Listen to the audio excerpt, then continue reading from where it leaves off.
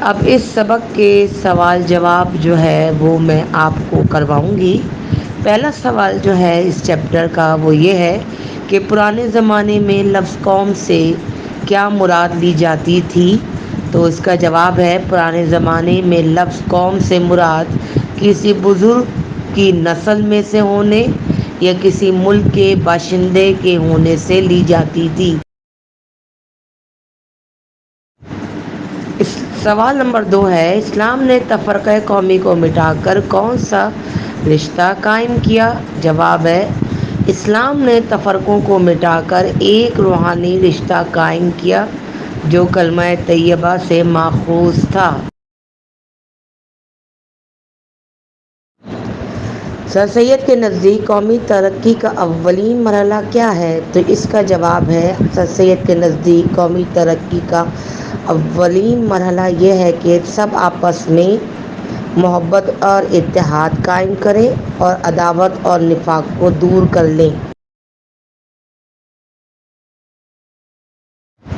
سوال نمبر 4 ہے، یکتائی اور یکجہتی سے کیا مراد ہے؟ تو جواب ہے یکتائی اور یکجہتی سے مراد تمام قوم اور تمام مذہب کے لوگوں کا آپس میں مل جل کے ایک دوسرے کے ساتھ امن و بھائی چارے کے ساتھ رہنا ہے۔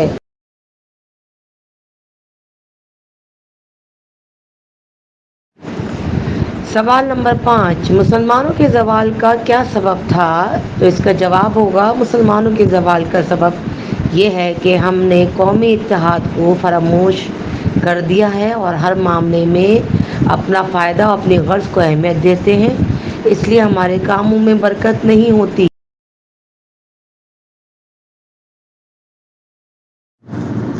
سر سید کے مطابق قومی اتحاد کیسے قائم کیا جا سکتا ہے؟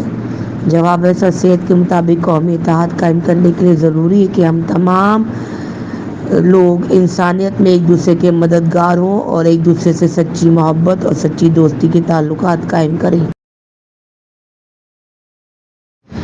سوال نمبر 7، قومی ہمدردی سے کیا مراد ہے؟ جواب، قومی ہمدردی سے اللہ کے حکم کی اطاعت ہوتی ہے۔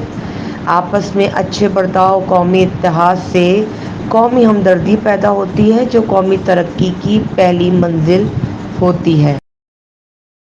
سوال نمبر 8، شخصی اور قومی اتحاد میں کیا فرق ہے؟ تو اس کا جواب ہے شخصی اتفاق سے مراد دو یا دو سے زیادہ لوگوں کا آپس میں اتفاق ہے، جبکہ کسی قوم یا ملک کے معاملے پر ملک میں رہنے والے تمام اقوام کے لوگوں کا اتفاق قومی اتفاق کہلاتا ہے۔